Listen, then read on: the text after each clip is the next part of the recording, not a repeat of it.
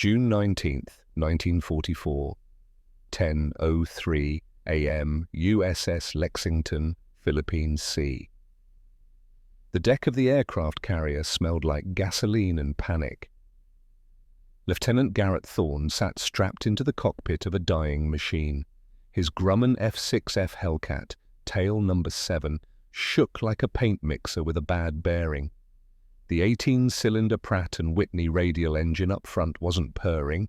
It was coughing, misfiring, spitting hot oil across the windscreen in greasy amber streaks that smeared his view of the sky.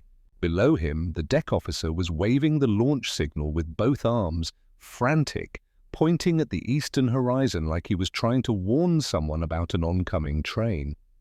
Garrett didn't need the warning. He could hear it in his headset. The radio was screaming, with voices, with static.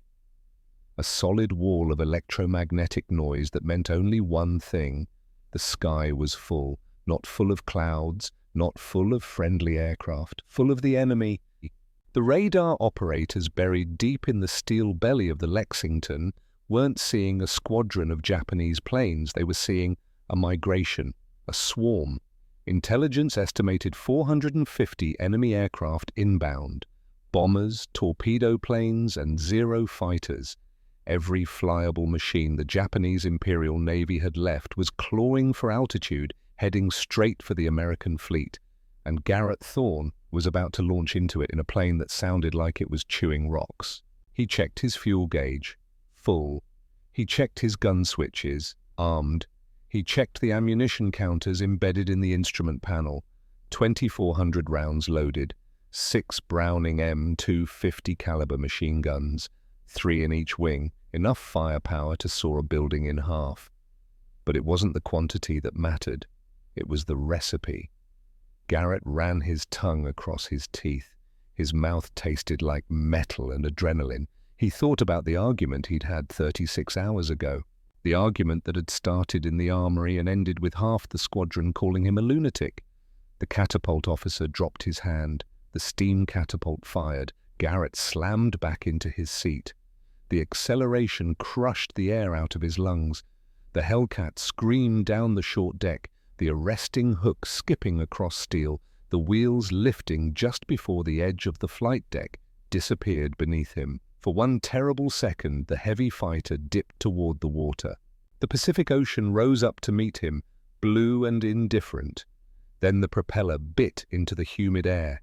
The engine roared. The Hellcat clawed upward, shaking, rattling, climbing. Garrett exhaled. He was airborne. He was alone, and he was about to prove everyone wrong. 36 hours earlier, June 17th, 1944, 10 p.m. The armory was deep in the guts of the Lexington, a cramped steel room lit by caged bulbs that buzzed like angry insects. It smelled like gun oil, solvent, and sweat. Wooden crates of ammunition were stacked along the bulkheads. Rows of 50 caliber cartridges gleamed under the harsh light. Brass casings, silver tips, black tips, red tips. Each color meant something. Each tip carried a different kind of death. Chief Petty Officer Roy Miller stood with his arms crossed, watching Garrett Thorne sort through ammunition belts like a man searching for a specific card in a deck. Miller was 42, old for the Navy, old enough to have loaded guns on biplanes when Garrett was still in short pants. His hands were scarred from years of working with steel and fire. His face was weathered. He had the look of a man who had seen young officers come and go, most of them full of ideas, few of them full of sense. He sighed. "You're here again." Garrett didn't look up. He was holding a single 50 caliber cartridge up to the light. Silver tip, M8 armor-piercing incendiary. M8. He turned it slowly, examining the crimp, the weight, the balance. "I need a hot belt, Chief." Miller rubbed his temples. They'd had this conversation 4 times this week. It always ended the same way, with Miller explaining the regulations and Garrett ignoring them. Standard Navy load is 2 armor-piercing, 1 incendiary, 1 tracer. It's a balanced mix. Tested, proven, it works. Garrett set the cartridge down. It's not balanced, it's compromised. Compromised? The tracer round weighs less than the AP, different ballistic coefficient. At 400 yards, the tracer drops 6 inches lower than the rest of the belt. That means every 4th round in my stream is lying to me about where I'm actually shooting. Miller leaned against a crate. You need the tracer to see where you're shooting. I need to see the target, not advertise my position. Garrett picked up another cartridge. He held it next to the first. When I fire a tracer, I'm sending a glowing invitation to every rear gunner in the sky. It says, "Here I am. Please shoot back. I don't need that. I need invisibility. And I need fire." He tapped the silver-tipped M8. This round burns at 3,000 degrees Fahrenheit. It doesn't just punch a hole, it ignites. The Japanese Zero has no armor plating around the fuel tanks, no self-sealing rubber. One of these hits the wing root, the whole plane goes up like a bonfire. Miller straightened. The M8 is unstable. You load a belt with nothing but incendiaries, and if your gun jams, if the barrel heats up, those chemicals can cook off inside your wing. You won't just lose the gun. You'll lose the whole damn wing, and your arm with it. Garrett looked him in the eye. I'll use staggered fire. Never hold the trigger longer than 1 second. Let the barrel cool between bursts. The math works. The math? I've run the numbers. Miller stared at him for a long moment. Garrett Thorne was 24 years old, lean, dark hair cropped short under his officer's cap. His uniform was regulation, but his hands were stained with grease. He didn't look like the other pilots. The other lieutenants spent their downtime playing cards, writing letters, polishing their shoes. Thorne spent his time in the machine shops, in the armory, in the maintenance bays, asking questions, taking notes. The enlisted men didn't know what to make of him. Officers weren't supposed to care about the details. Officers were supposed to fly. Mechanics were supposed to fix. Thorne broke that rule every single day. Miller reached into his shirt pocket and pulled out a pack of cigarettes. He lit one. He didn't offer Garrett one. He just smoked and thought. You know what the other pilots call you? The professor. Miller shook his head. The janitor. Garrett blinked. They think you're obsessed with the dirty work, the details, the stuff officers aren't supposed to care about. Garrett said nothing. Miller exhaled smoke. Why do you care so much about this? Garrett was quiet for a moment. Then he reached into his jacket and pulled out a small notebook. Leather-bound. Worn at the edges. He opened it. The pages were filled with diagrams, ballistics tables, handwritten calculations, notes in the margins, sketches of bullet trajectories, wind drift formulas. I started this when I was 16. Miller leaned forward. My father was an aircraft mechanic, civilian, worked on mail planes. He died in a hangar fire because someone didn't torque a fuel line fitting properly. Maintenance oversight. A $2 mistake that killed him. Garrett closed the notebook. I learned something that day, Chief. The details matter. The small things. The things people ignore because they're boring or complicated or not glamorous. Those are the things that keep you alive or kill you. He looked at Miller. I don't want to die because I trusted the standard answer. I want to die if I die, knowing I did everything I could to get the details right. Miller stared at the notebook, then at Garrett. Then he sighed. All right. All right. I'll load your damn hot belt 100% M8, no tracers, no armor piercing, just fire, but if you jam your guns and get yourself killed, don't haunt me. Garrett almost smiled. I won't. Miller stubbed out his cigarette. "And if you survive, you owe me a bottle of bourbon." "Deal."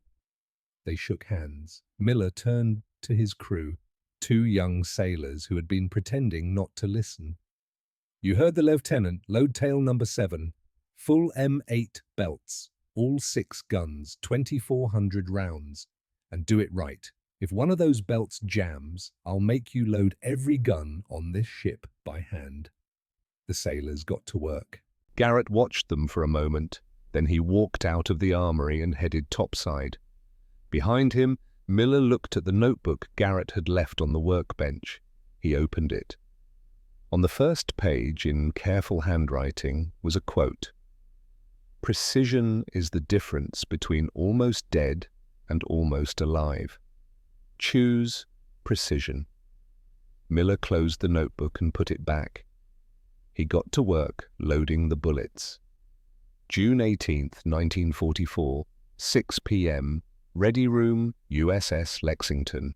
The ready room smelled like sweat, cigarette smoke, and stale coffee. It was a cramped compartment lined with benches and fold-down desks. The walls were covered with charts, flight schedules, and pin-up girls torn from magazines. 30 pilots sat in various states of exhaustion, listening to Commander Carl Brennan brief the next day's mission. Brennan was 40, square-jawed, graying at the temples. He had the look of a man who had flown combat missions before most of his pilots had learned to shave. He stood at the front of the room, pointer in hand, tapping a map of the Philippine Sea. "Intelligence says the Japanese are massing their carrier groups here. We expect a major strike tomorrow morning. Could be 200 planes, could be 500. Either way, we're going to meet them in the air and send them to the bottom of the ocean." He tapped the map again. "Standard loadout. 2 AP, 1 incendiary, 1 tracer. You get separated, you climb to 20,000 feet and regroup. You see a 0, you don't dogfight, you dive, you extend, you use your speed.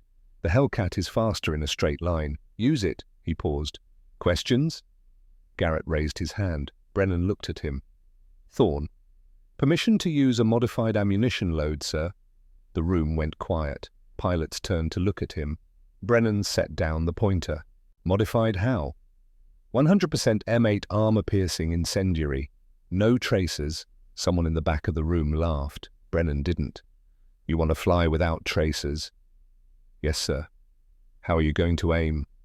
"I'll close the range, point-blank shooting. I don't need tracers to aim if I can see the rivets on the target." Another pilot spoke up. Lieutenant Pete Donovan, 26. Red hair, freckles, good pilot, good friend, but skeptical. "Garrett, you can't see where you're shooting without tracers. You'll be firing blind." "I'll be firing invisible. Big difference." Donovan shook his head. "You're overthinking it, Professor. Just point the nose and pull the trigger. The bullets will go where you're aiming." "Not if I'm aiming with a round that has a different weight than the rest of the belt." The room started murmuring. Pilots were smirking, whispering. One of them called out, "Thorne's trying to reinvent the wheel again." Another voice, "Suicide mix." Garrett ignored them. Brennan crossed his arms. "Lieutenant, the Navy has been using mixed belts for 3 years. They work. They're proven. You're asking me to let you fly into the largest air battle of the war with an untested ammunition load that could jam your guns and leave you defenseless. With respect, sir, it's not untested. I've calculated the ballistics, I've tested the feed mechanism. Chief Miller is loading the belts tonight. It'll work." Brennan stared at him. "You're that confident?" "Yes, sir." "Confident enough to bet your life on it?" "Yes, sir." Brennan picked up the pointer again. "Fine. You want to be a martyr, Thorne, go ahead. But don't take my boys with you. You fly your suicide mix. Everyone else flies standard. Dismissed." The pilots stood and filed out. Donovan walked up to Garrett. "You're crazy?" "Maybe." "If you jam your guns, you're a sitting duck." "I won't jam." Donovan shook his head. "Good luck, Garrett. You're going to need it." He walked out. Garrett stood alone in the ready room. He looked at the map on the wall. The vast blue expanse of the Pacific, the red marks indicating enemy positions. He thought about the notebook in his locker. He thought about his father.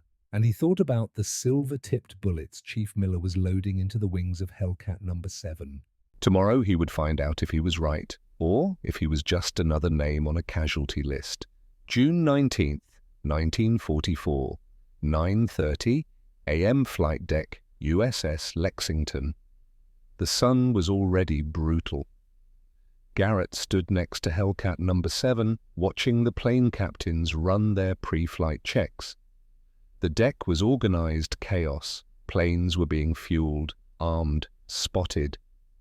Deck crews sprinted between aircraft, pulling chocks, checking arresting hooks, signaling with colored flags. The noise was overwhelming. Engines roaring, propellers spinning, the ocean wind whipping across the deck. Garrett walked around his plane, running his hand along the fuselage. The paint was chipped. The skin was dented. This wasn't a showroom bird, this was a workhorse. Tail number 7 had a reputation. The plane captains called it the Roughneck. The engine had been flagged for maintenance twice this month. Misfiring, running rough, but there was no time to fix it. Every flyable aircraft was needed. Garrett climbed the wing and dropped into the cockpit. He ran through his checklist. Fuel, full. Oil pressure, good. Magnetos, flickering. He tapped the gauge. The needle steadied, then flickered again. A plane captain climbed up next to him. "Sir, this bird's got a bad attitude. Engine's been coughing all morning. We can get you another plane." Garrett shook his head. "The ammo's already loaded in this one. I'm not wasting Chief Miller's time reloading another bird. I'll fly this one." The sailor looked doubtful. "Your funeral, Lieutenant?" He climbed down. Garrett sat alone in the cockpit. He could feel the weight of the ammunition in the wings, 2,400 rounds, almost all of them silver-tipped M8 incendiaries, no tracers, no margin for error. He reached up and wiped a smear of oil off the inside of the windscreen. The engine hadn't even started yet, and it was already leaking. The deck officer blew his whistle. "Time to start engines." Garrett primed the fuel. He cracked the throttle. He hit the starter. The Pratt & Whitney coughed, sputtered, then roared to life. The whole airframe shook. The vibration rattled his teeth. The engine sounded angry, pistons hammering, the supercharger whining. Oil pressure climbed into the yellow. Temperature gauge started rising. Garrett didn't shut it down. He looked to his left. Donovan was in the plane next to him, giving him a thumbs up. Garrett returned it. Then the radio crackled. all fighters, bandits inbound, Vector 270, Angels 20, many bandits. This is not a drill. Launch immediately." The deck officer started waving. Garrett pushed the throttle forward. The Hellcat lurched. The wheels rolled. The deck crew pulled the chocks. He taxied to the catapult. The hook was attached. The catapult officer raised his hand, circled it, then dropped it. The steam catapult kicked Garrett in the spine. The Hellcat shot forward. 50 feet, 60, 70. The end of the deck. The edge, the drop. The plane dipped. The ocean filled the windscreen. Then the propeller caught air. The Hellcat climbed. Garrett pulled the stick back, hard. The nose came up. The horizon leveled. The blue sky opened above him. He checked his instruments. Engine temperature, high. Oil pressure, fluctuating. Airspeed, 120 knots and climbing. He looked back at the carrier, already small, already distant. He looked forward. The sky was empty. But somewhere out there, beyond the clouds, beyond the horizon, 450 Japanese aircraft were headed straight for the fleet, and Garrett Thorne was climbing to meet them in a plane that wanted to shake itself apart with ammunition that everyone said would get him killed. He reached down and touched the gun trigger. He whispered to himself, "Let's see who's right." The clouds swallowed him. He pushed through the grey. Seconds later, he broke into brilliant sunlight at 15,000 feet, and the enemy appeared on the horizon, like a biblical plague. 15,000 feet. June 19th, 1944. 10:18 a.m. Garrett squinted through the oil-streaked windscreen. The smear had gotten worse during the climb, but he could still see what mattered. And what he saw made his breath catch. It wasn't a formation of enemy aircraft, it was a plague of locusts. The sky to the east was filled with black dots, not 10, not 20. Garrett counted fast, his eyes scanning left to right, up and down. 50 aircraft, maybe more. They were stacked in layers like a wedding cake made of aluminum and death. At the bottom, skimming low, were the torpedo bombers, fat, slow, vulnerable. In the middle tier were the Judy dive bombers droning along in a loose gaggle. And at the top, weaving back and forth like angry hornets, were the Zeros, the legendary Mitsubishi A6M fighters, fast, agile, deadly. Garrett was one man in one broken plane. The math was insane. He checked his fuel. 3/4, enough. He checked his guns, armed. He checked his ammunition counters, 2,400 rounds. All of them invisible. All of them fire. He could turn around, rejoin the squadron, wait for backup, or he could climb. He chose to climb. Garrett pulled the stick back and shoved the throttle to the gate. The Hellcat's nose pitched up. The airspeed bled off. 180 knots. 160. The engine protested, but the altimeter wound up. 16,000, 18, 20. He kept climbing. The Japanese formation was below him now. They were flying straight and level, confident in their numbers. They hadn't seen him. Why would they? Who would be stupid enough to attack 50 planes alone? Garrett leveled off at 24,000 feet. He looked down. The enemy formation looked like a school of fish, tight in the center, loose at the edges. The bomber pilots were young. He could tell by the way they wobbled in the turbulence. Rookies, poorly trained. Japan was running out of veterans. The men who had attacked Pearl Harbor were dead, killed at Midway, at Guadalcanal, at Rabaul. These were the replacements, boys with barely enough flight hours to land their planes, let alone fight. Garrett positioned himself directly behind the sun. In aerial combat, the sun is the only camouflage that matters. Put the sun at your back, and you become a shadow, a ghost. The enemy gunners look up and see nothing but blinding white light. He rolled inverted, pulled the stick into his lap. The Hellcat fell out of the sky like a piano pushed off a roof. The airspeed indicator wound up fast. 200 knots. 250. 300. The wind screamed over the canopy. The controls stiffened. Rolls. The rough idle smoothed out as speed conquered vibration. Garrett picked his target, a Judy dive bomber drifting slightly left of the formation. The pilot was having trouble keeping position. The plane yawed back and forth, hunting for stable air. Garrett dove steeper, 400 knots. The Judy grew larger in his windscreen. He could see the greenhouse canopy, the rear gunner's position, the meatball insignia painted on the fuselage, the rising sun, red circle on white. He waited. Most pilots panic at range. They open fire at 1,000 yards and spray lead into empty sky, hoping to get lucky. Garrett didn't believe in luck. He believed in physics. He closed the distance. 1,000 yards, 800, 600. Now he could see details, the panel lines on the Judy's wing, the exhaust stains streaking back from the engine, the pilot's leather helmet visible through the canopy glass. Garrett's hand hovered over the trigger. A circular button on the control stick, worn smooth by 1,000 flights, 500 yards. He put the Judy in the center of his gun sight.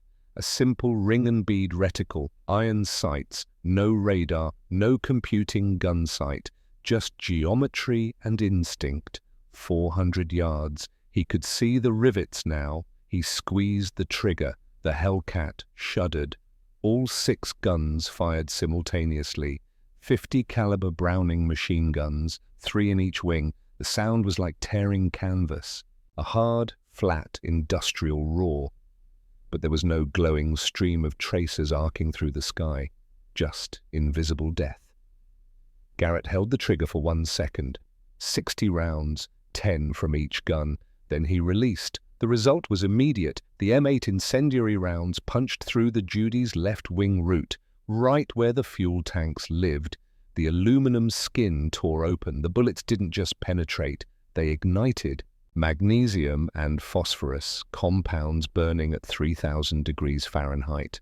There was no gradual fire, there was no smoke trail, there was an explosion. The Judy's wing erupted in a brilliant orange fireball. The flames didn't spread, they consumed. The entire left wing folded upward, peeled away from the fuselage and separated. The bomber snap-rolled to the left, the nose pitched down. The plane tumbled end over end, shedding pieces, trailing fire, falling toward the ocean 5 miles below. Garrett didn't watch it hit the water. He was already using the momentum of his dive to climb, pulling back on the stick, trading speed for altitude. The G-forces crushed him into his seat. His vision grayed at the edges, the blood drained from his head. He grunted, tensing his legs, forcing the blood back up. The Hellcat zoomed skyward, back toward the sun, back toward invisibility. Garrett leveled off and looked back. The Japanese formation was rippling. Pilots were craning their necks, looking around, confused.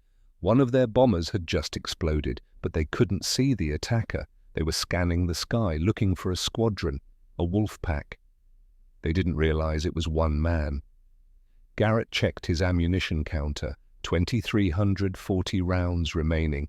He had just destroyed an enemy aircraft with 60 bullets. The Navy's gunnery manual said it took an average of 1,000 rounds to down a bomber. Garrett had used 6% of that. He allowed himself one thought. The math was right. Then he rolled over and dove again. 10:22 a.m., 18,000 feet. Kill number 2 was harder. Garrett picked a target in the center of the formation.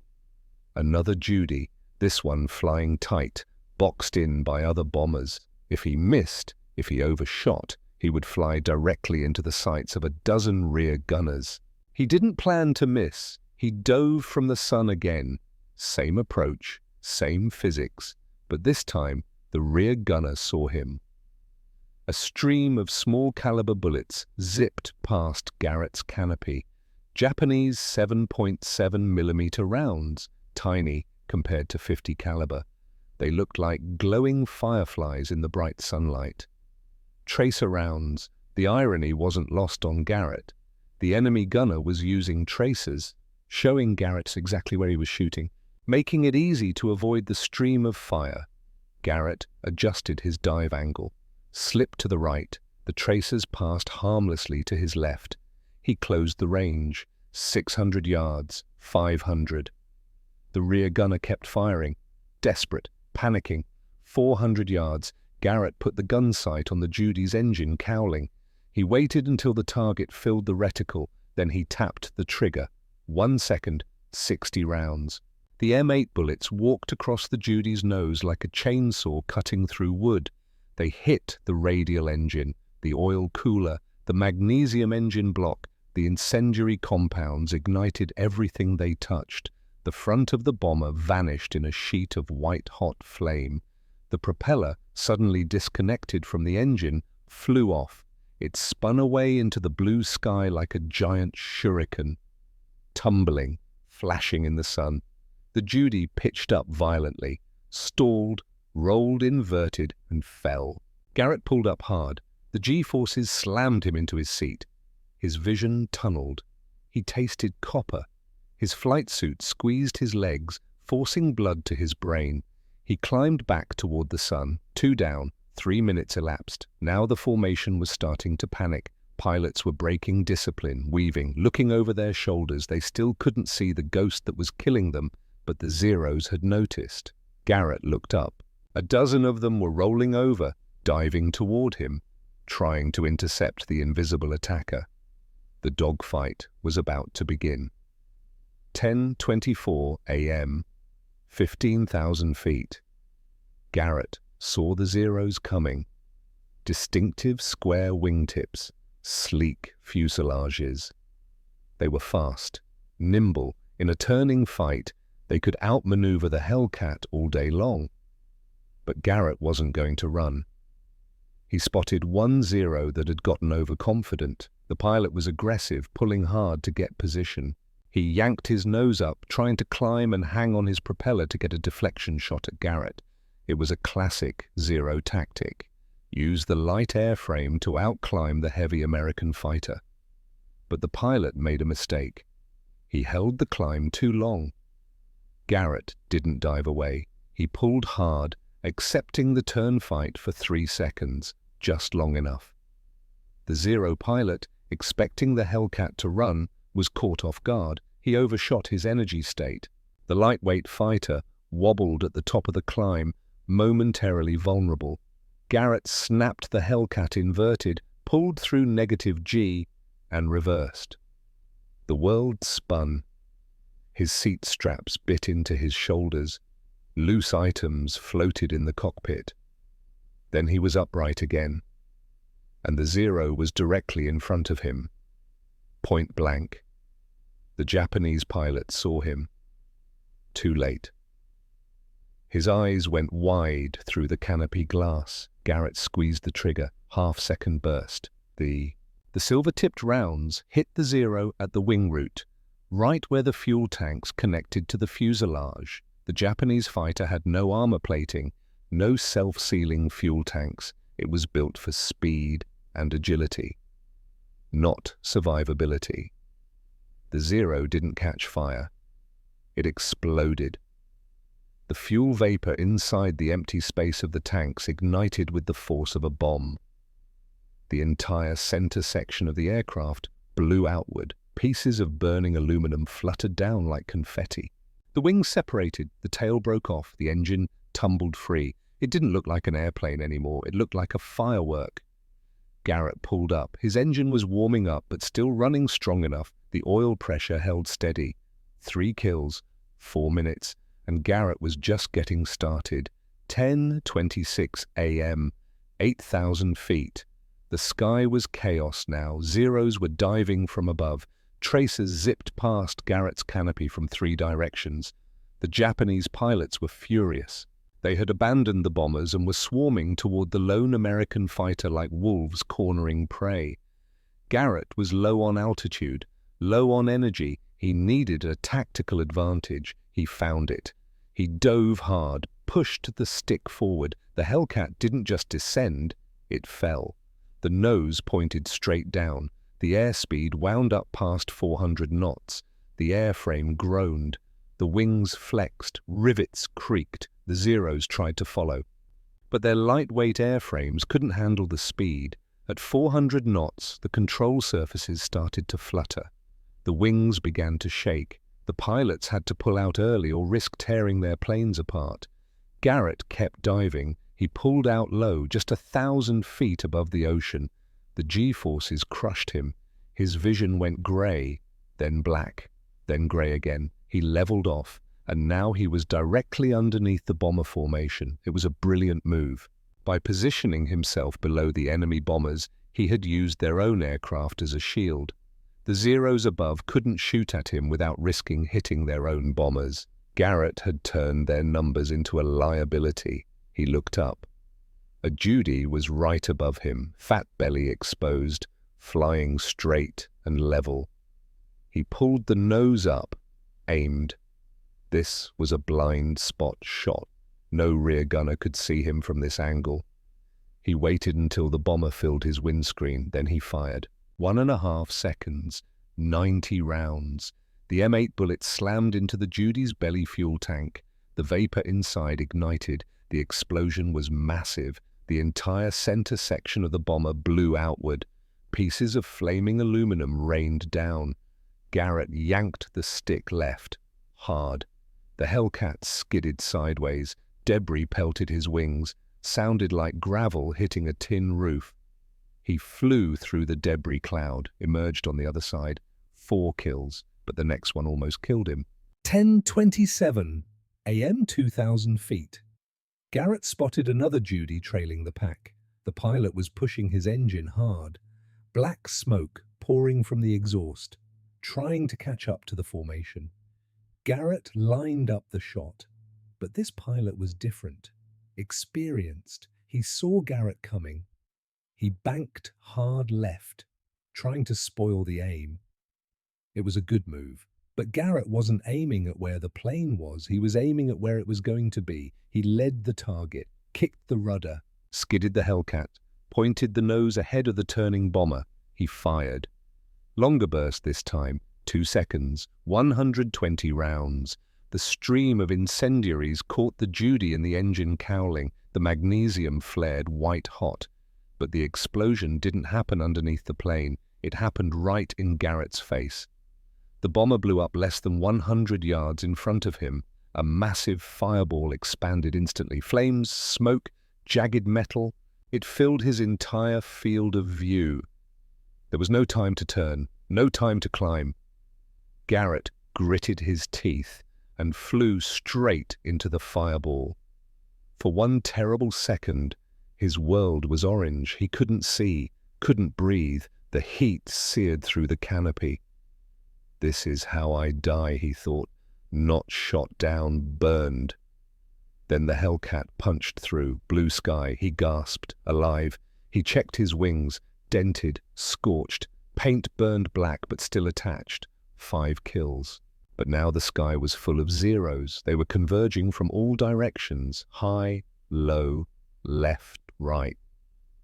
Garrett looked at his fuel gauge. 1/4. He looked at his ammunition counter. 1,800 rounds left. Enough for one more. 10:28 a.m. 1,500 feet. One more Judy was struggling to keep up with the formation, trailing behind. Engine smoking. Garrett made his decision. He pushed the throttle through the emergency gate. War power. The engine temperature climbed into the red zone, but it responded with a surge of power. Garrett closed the distance. Fast. 100 yards. 75. 50. He was so close he could see the rear gunner frantically trying to unjam his machine gun. The man looked young, terrified. Garrett didn't hesitate. This was war. It was math. It was him or the fleet. He squeezed the trigger. Half-second burst. The guns roared, then stopped. He hadn't run out of ammunition. He had simply stopped firing. Because the target ceased to exist. The M8 rounds sawed the tail completely off the Judy. The plane snapped in half in mid-air. The front half tumbled forward. The rear half spun away. The pilot was ejected into the slipstream, arms flailing. Garrett pulled up. He checked his watch. 8 minutes had elapsed since his first shot. He checked his ammunition counters, approximately 360 rounds fired, 6 enemy aircraft destroyed. 60 rounds per kill. The experts had been wrong. The mockers had been wrong. Garrett Thorne had just proven that precision beats volume, that fire beats lead, that invisible beats visible. But the fight wasn't over, because now the sky around him erupted in black puffs of smoke. Anti-aircraft fire, American anti-aircraft fire. He had chased the enemy so far that he had flown into the defensive umbrella of his own fleet, and they were shooting at him.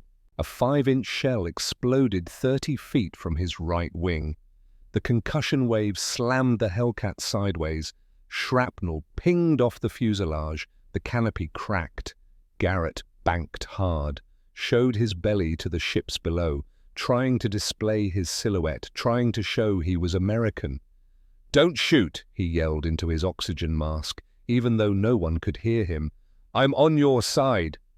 Another shell burst. Closer this time. Garrett shoved the nose down, dove toward the water, got low. Wave top level, 200 feet, 150, under the radar, under the guns. He turned toward the Lexington. The carrier looked impossibly small on the horizon. His fuel gauge was bouncing on empty, but he was alive, and he was going home. He keyed his radio. "Lexington, this is Thorne. Inbound. Request immediate landing." The controller's voice crackled back, stunned. "Thorne? We saw—" "How many did you—" Garrett looked at the smoke trails streaking the sky behind him. 6 black columns rising from the ocean where burning aircraft had hit the water. "6 confirmed. Tell Chief Miller his silver bullets work. Get more ready." There was silence on the radio, then, "Roger that. Deck is clear. You're number 1 for landing." Garrett dropped his landing gear. One wheel came down, the other stuck. He slapped the hydraulic panel. The second wheel clunked into place. Flaps down, hook down. He lined up with the carrier deck. It looked like a postage stamp floating in an ocean. He cut the throttle. The Hellcat descended. The deck rushed up. His hook caught the number 3 wire. The arresting cable yanked the fighter to a halt. Garrett slammed forward into his harness. The straps bit into his shoulders. The engine coughed once and died. Garrett sat in the sudden silence. His hands were shaking. His flight suit was soaked with sweat. He could smell cordite, smoke, fear. He was alive. He had just downed 6 enemy aircraft in 8 minutes with ammunition everyone said would kill him. And he still had half his bullets left. He popped the canopy. Fresh sea air rushed in. It tasted like victory. USS Lexington Flight Deck, June 19th, 1944. 10:35 a.m. The deck crew was already running toward Hellcat number 7 before Garrett could unbuckle his harness. They weren't cheering, not yet. They were staring. The plane looked like it had been through a shredder. The windscreen was black with soot and oil.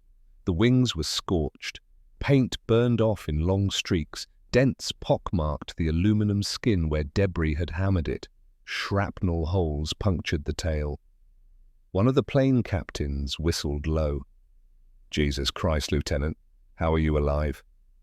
Garrett didn't answer. His legs were shaking. He gripped the canopy rail and pulled himself upright.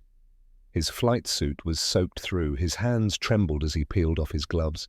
He could still feel the vibration in his bones, the hammer of the guns, the roar of the engine, the heat of the fireball he'd flown through. He climbed onto the wing. Chief Roy Miller was already there, popping the access panels, checking the guns. Miller was expecting disaster. Melted barrels, warped feed mechanisms, cooked off rounds fused in the chambers. That's what happened when you loaded a hot belt and fired it in combat. That's what the manual said. That's what 30 years of experience told him. He pulled the first ammunition belt out of the port wing gun. It was heavy. He stared at it.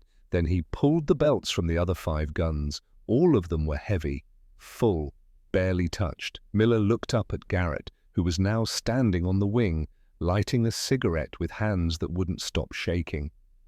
"How many rounds did you fire?" Garrett took a drag. The tobacco steadied him slightly. "About 360. 360 rounds, give or take."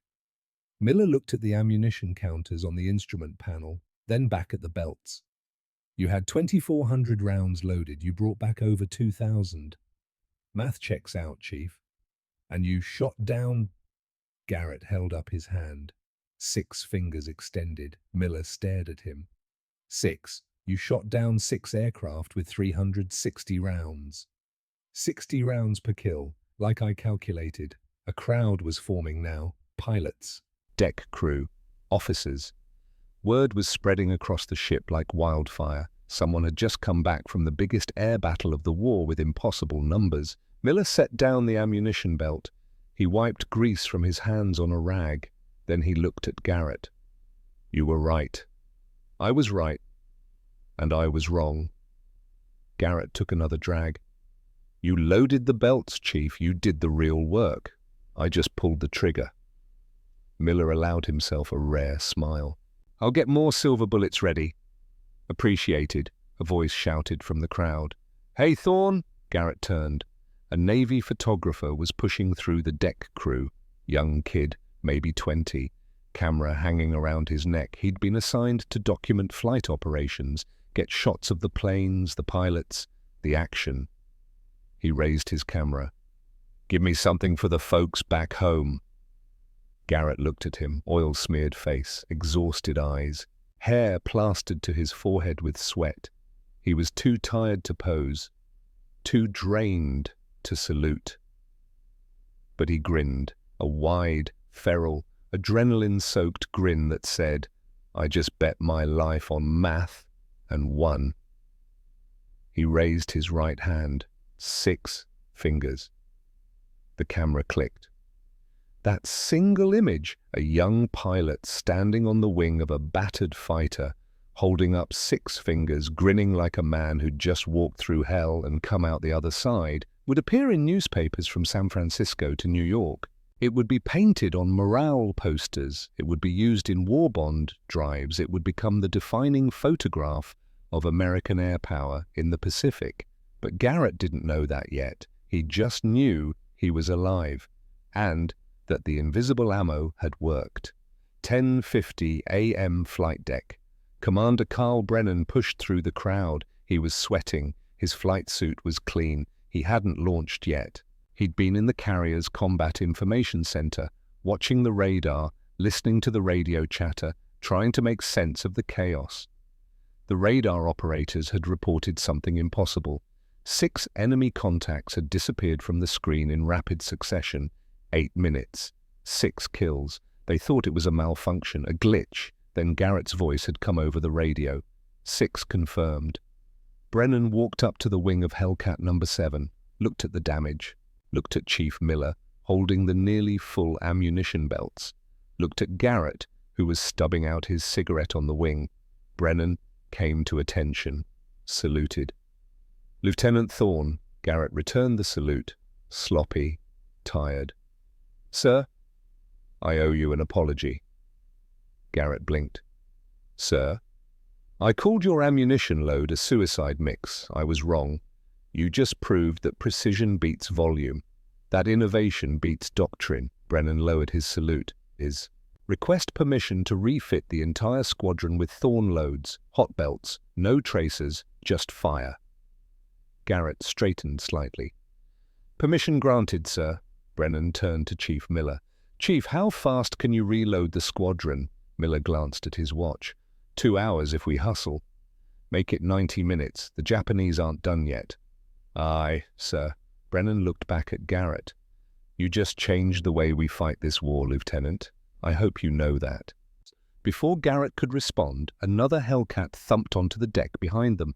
The hook caught the wire. The plane jerked to a halt. The canopy slid back. Lieutenant Pete Donovan climbed out. His flight suit was clean. His plane was unmarked. He'd scored 2 kills himself. Solid work, good shooting. He saw the crowd around Garrett's plane. He jogged over. "Garrett, you made it back!"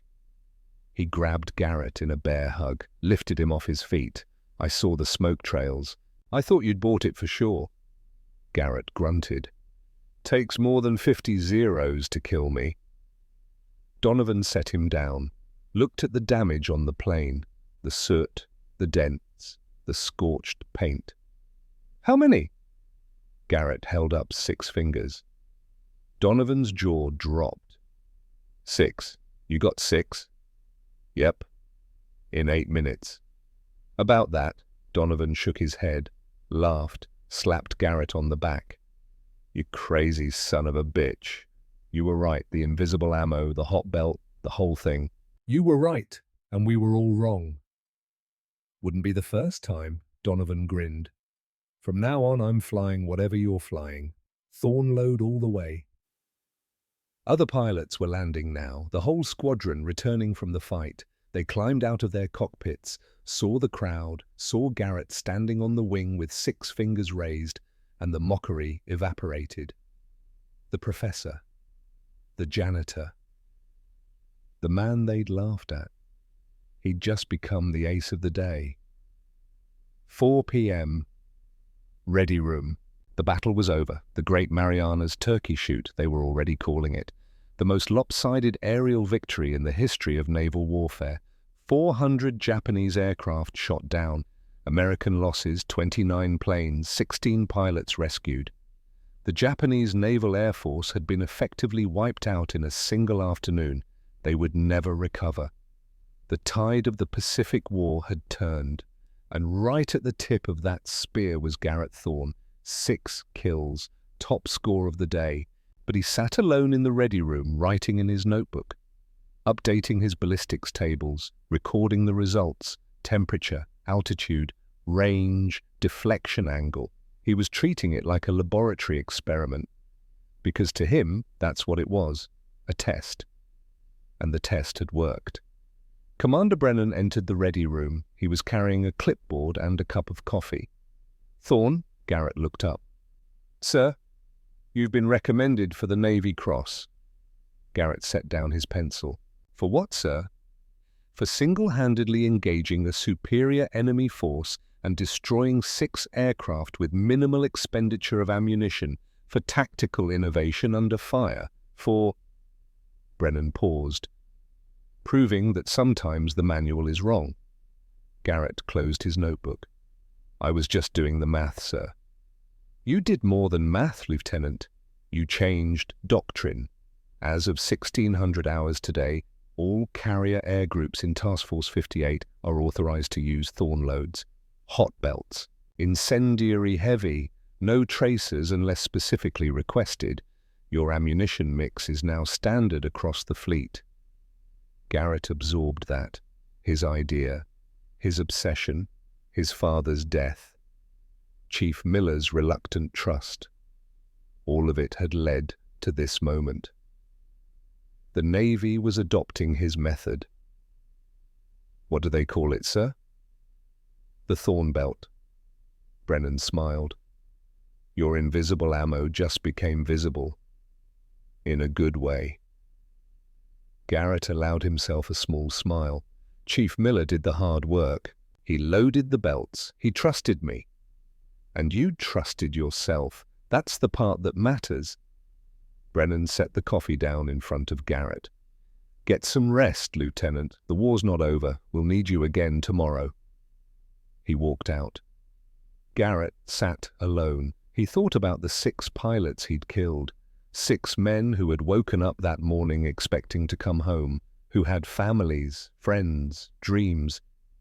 He didn't celebrate their deaths, but he didn't mourn them either. This was war. It was math. It was survival. And today he'd survived by being right when everyone else was wrong. August 1945. War's end. Garrett Thorne finished the war with 19 confirmed aerial kills. The Navy's 4th-ranking ace. He flew in every major carrier battle from the Marianas to Okinawa. He trained new pilots. He refined the Thorne curve, the art of holding fire until point-blank range, then delivering a short, precise burst of incendiary rounds. Flight schools across the Navy started teaching it. The invisible ammo became legend. The man who proved the experts wrong became a case study in tactical innovation. Garrett received the Navy Cross, the Distinguished Flying Cross. The Air Medal with 5 gold stars. He shook hands with admirals, appeared in newsreels, was interviewed by reporters who wanted to know the secret to his success. He always gave the same answer. Do the math, trust your calculations, and give credit to the mechanics who load the guns. He never claimed to be a genius, just competent. 1946. California. Garrett mustered out of the Navy with an honorable discharge and a chest full of medals he didn't wear. He moved to Los Angeles, found an apartment, got a job at a bank. The transition was surreal, from dogfighting at 400 knots to approving mortgage applications, from life and death decisions to calculating interest rates. The customers who sat across from his desk saw a quiet man with a receding hairline and a friendly smile. Polite, professional, he helped them buy houses, start businesses, plan for retirement. None of them knew that the hands signing their loan documents had once turned 6 aircraft into falling stars in 8 minutes. Garrett never brought it up. When people asked what he did in the war, he said, "I was a pilot, did my job." And he didn't correct the history books when they got details wrong. He didn't attend squadron reunions. He just wanted to be normal. But the legend didn't need his permission to grow. 2014. Age 94. 1 year before death. Pete Donovan drove up to Garrett's house in Los Angeles on a Saturday morning in October. They were both old now. Pete's red hair had gone white. His hands were spotted with age. Garrett moved slower these days. His hands shook from arthritis. They sat on the porch, drank coffee, watched planes from LAX cross the sky overhead, leaving white contrails that faded in the blue. "You ever think about it?" Pete asked. "The 8 minutes?" Garrett was quiet for a long time. "Every day." "Regrets?" Garrett watched a contrail fade. "I think about the 6th pilot, the one whose tail I sawed off. He couldn't have been older than 20. I saw his face for half a second before the plane came apart. Just a kid," Pete nodded. You saved the fleet, Garrett. Hundreds of sailors, maybe thousands. I know the math, Pete. 6 enemy pilots versus 1,000 friendly sailors. The equation works. Garrett set down his coffee. But I still see his face. They sat in silence. Then Pete reached into his jacket and pulled out a faded photograph. The 6-finger photo, the one from 1944, creased at the edges, yellowed with time. "I found this in a Japanese aviation museum last year in Hiroshima. They had a whole exhibit about the turkey shoot, about the American pilot who used ghost bullets. That's what they called your ammo. Ghost bullets. Maboroshi no Dangan." He handed the photo to Garrett. "They said you changed their tactics too. Made them add armor, seal their fuel tanks, redesign their fighters. You didn't just win one battle. You changed how they built their planes, how they thought about combat." Garrett stared at the photo. The young man on the wing, 6 fingers raised, grinning, covered in oil and soot. He didn't recognize himself. "I was just doing the math," he said quietly. "No," Pete said. "You were doing more than math. You were proving that one man who's right can matter more than 1,000 who are wrong. That's not math, brother, that's courage." Garrett handed back the photo. "Keep it. I don't need reminders." Pete smiled. "I'll keep it for you, for when you forget." Garrett looked at his old friend, his wingman, the man who had believed in him when no one else did. "Thank you, Pete." "For what?" "For not calling me crazy back then, when everyone else did." Pete laughed. "Oh, I thought you were crazy. I just figured crazy was better than dead wrong." They sat together until the sun went down. It was the last time they saw each other. Pete died 3 months later. Heart attack. Quick, painless. Garrett followed a year after that, but the 6 fingers lived on. 2015, age 95. March 17th.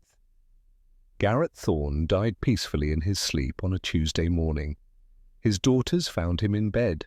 The window was open. A breeze moved the curtains. On his nightstand sat a worn leather notebook, the one he'd started at 16 after his father's death in the hangar fire. The pages were yellowed now, the calculations faded. But on the first page, in careful handwriting, the quote remained. "Precision is the difference between almost dead and almost alive. Choose precision." His obituary in the Los Angeles Times was 3 paragraphs long. Garrett Thorne, 95, Navy fighter ace and tactical innovator, died March 17th. Thorne is credited with revolutionizing aerial gunnery techniques during World War II. He scored 19 confirmed victories, including 6 aircraft downed in 8 minutes during the Battle of the Philippine Sea. After the war, he worked as a banker for 40 years. He is survived by 2 daughters and 4 grandchildren. 3 paragraphs. A quiet end for a man who had lived loudly for 8 minutes in 1944. But his legacy lived on. United States Naval Academy, Annapolis. Present day. The instructor stands at the front of the classroom. 40 midshipmen sit at attention. Future naval aviators, the best and brightest. The instructor clicks a remote. A black and white photograph appears on the screen. A young pilot standing on the wing of a battered fighter. Oil-smeared face, exhausted grin, right hand raised, 6 fingers extended. This is Lieutenant Garrett Thorne, June 19, 1944, the Great Marianas Turkey Shoot. The midshipmen lean forward. Thorne was mocked by his squadron for using what they called invisible ammo. He removed all tracer rounds from his ammunition belts and loaded pure incendiary rounds. Everyone said it was suicide, that he'd jam his guns, that he'd get killed. The instructor pauses. He didn't. In 8 minutes, he downed 6 enemy aircraft using 360 rounds of ammunition, 60 rounds per kill. The Navy average at the time was over 1,000 rounds per kill.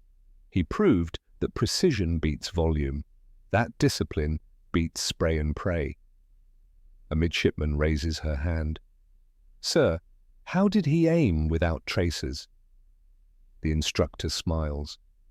He closed the range. He didn't shoot until he could see the rivets on the enemy plane. He trusted his calculations. He believed in his math, and he proved that sometimes the manual is wrong. He clicks to the next slide. A diagram, the Thorne curve, the tactical approach, the firing solution. This technique is still taught today. Precision fire, disciplined trigger control, close-range engagement, invisible approach. Thorne didn't just win a battle, he changed how we fight. The instructor turns off the projector.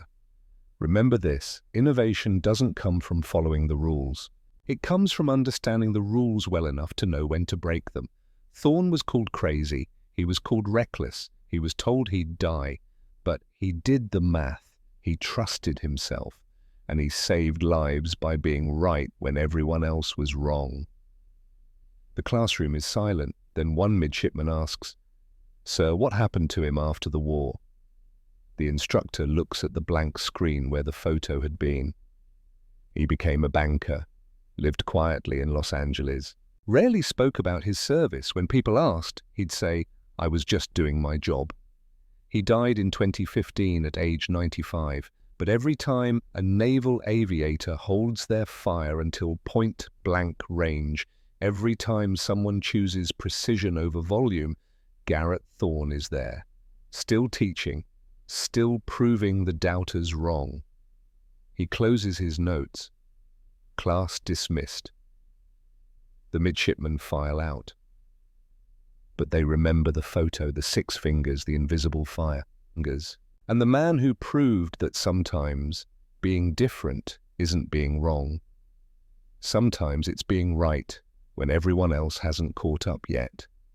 Epilogue. Naval Aviation Museum, Pensacola, Florida. The photograph hangs in a place of honor. Black and white. Faded at the edges, protected behind glass. A young man on a wing, 6 fingers raised, grinning through the oil and soot. Beneath it, a placard reads, Lieutenant Garrett Thorne, USN, 1920 to 2015. The Battle of the Philippine Sea, June 19, 1944. 6 kills in 8 minutes using 360 rounds. Developer of the Thorne load and the Thorne curve, precision gunnery techniques still taught today. 4th ranking U.S. Navy ace with 19 confirmed victories. Next to the photo sits his notebook, the leather-bound one he started at 16, open to the first page. The quote visible. Precision is the difference between almost dead and almost alive. Choose precision. Visitors stop. Read. Some take pictures. A young Navy pilot stands in front of the display, fresh out of flight school, 23 years old, about to deploy to her first carrier. She reads the placard, she looks at the photo, she thinks about her own upcoming missions, the pressure to conform, to follow the manual, to not make waves. Then she reads the quote again, and she understands. Innovation requires courage. Being right when standing alone requires faith. And sometimes the difference between victory and defeat is measured not in volume, but in precision. She salutes the photo. Then she walks out into the Florida sunshine, ready to fly. Behind her, Garrett Thorne's six-fingered grin remains, silent, permanent, eternal. A reminder that one man who refuses to accept good enough can change the world. Not through volume, not through force, but through precision, through fire, through invisible bullets that burn hotter than the sun, and through the courage to trust the math when everyone else says you're wrong.